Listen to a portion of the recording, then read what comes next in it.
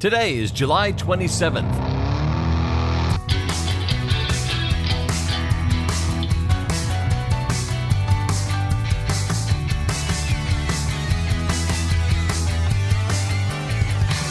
It's the 209th day of the year, and this is the On This Day podcast. Today is National Sleepyhead Day in Finland. Sleepyhead Day is a centuries-old tradition in Finland, related to the legend of the 7 sleepers of Ephesus, 7 young Christians who hide in a cave to escape persecution in the 3rd century. They fall asleep and wake up 180 years later to find that Christians are no longer being persecuted. There are other days in the year when the legend of the 7 sleepers is celebrated, depending on where you are and what your religion is. In Finland, on this day, the tradition is that the last person still asleep in the household on Sleepyhead Day gets woken up by having water thrown on them, or better yet, by being thrown in a lake or a river. There's even a celebration in the Finnish town of Naantali in which a well-known person in town or a local celebrity is tossed in the sea at 7 a.m. It is believed that the person who sleeps the latest on Sleepyhead Day will be lazy and non-productive for the rest of the year. So it's probably too late at this point, but as a public service announcement, rise and shine! And happy Sleepyhead Day! Shortly after midnight on this day in 1996, Richard Jewell is on duty as a security guard in Centennial Olympic Park, the town square of the 1996 Summer Olympics in Atlanta, Georgia. Hundreds of people have gathered in the park for a late-night concert. While doing his rounds, Jewell discovers a suspicious backpack under a bench in the middle of the crowd. The backpack turns out to have 3 pipe bombs in it.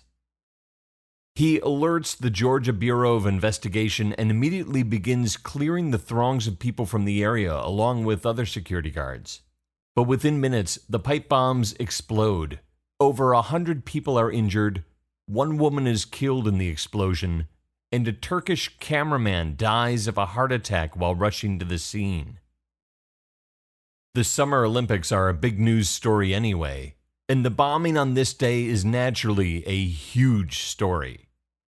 And Richard Jewell is front and center, celebrated as a hero for his actions on this day in 1996 for preventing the loss of life that surely would have been far greater if it weren't for his alert senses and swift reaction.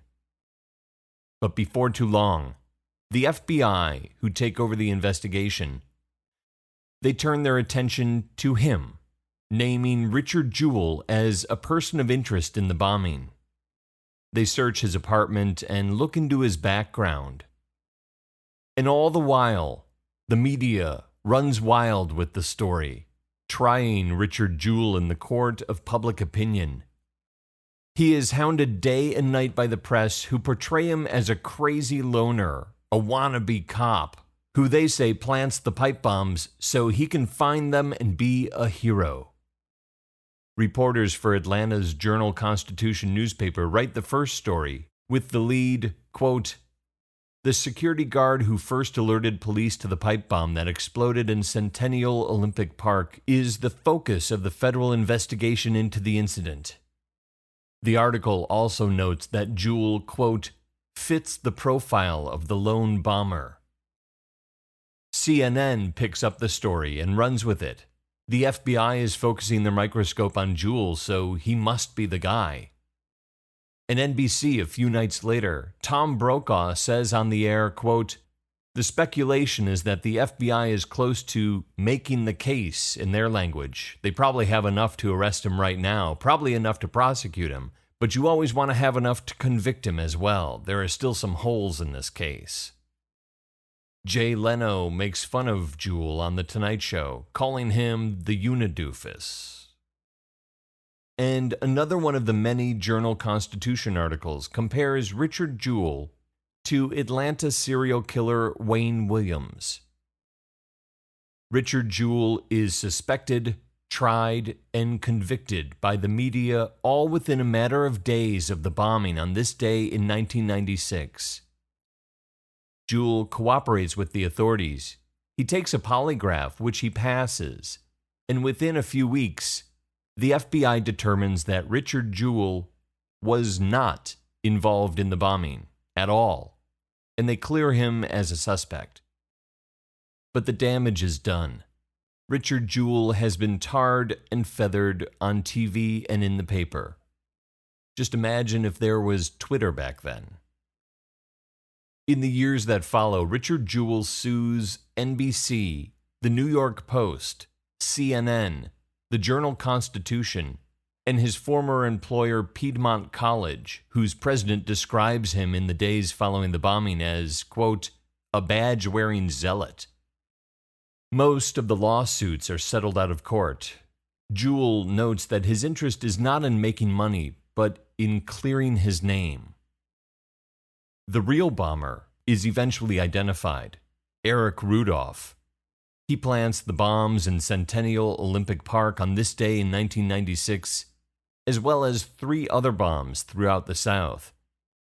After 5 years on the run, Eric Rudolph is captured, convicted, in court, and sent to live with a bunch of like-minded individuals at the Supermax in Florence, Colorado, for the rest of his life. Richard Jewell passes away in 2007 from heart disease, kidney disease, and surely stress from the infamy inflicted upon him 11 years earlier. He is 44 years old when he passes away. Though the majority of Americans believe he is unfairly treated by the media, and he is honored for his heroism by Georgia Governor Sonny Perdue in 2006, Richard Jewell's name is forever linked to the bombing at the Summer Olympics in Atlanta that takes the life of Alice Hawthorne, cameraman Mele Uzignol, and injures 111 others on this day in 1996. There are 157 days left in the year. On This Day is produced by me, Dave Schultz. Thank you very much for listening. Born on this day in 1956, comedian and writer Carol Leifer. Leifer is a stand-up comedy legend. She writes for her friend Jerry's show. It's called Seinfeld. She's pretty much the inspiration for Elaine. She's accomplished a heck of a lot more than that. Let's just have a listen. Yeah, I'll tell you, folks, it's tough trying to be a woman of the 80s. I'm getting so tired of that expression. Hi, I'm the woman of the 80s, you know. I just had a baby an hour ago, and I'm back to work already.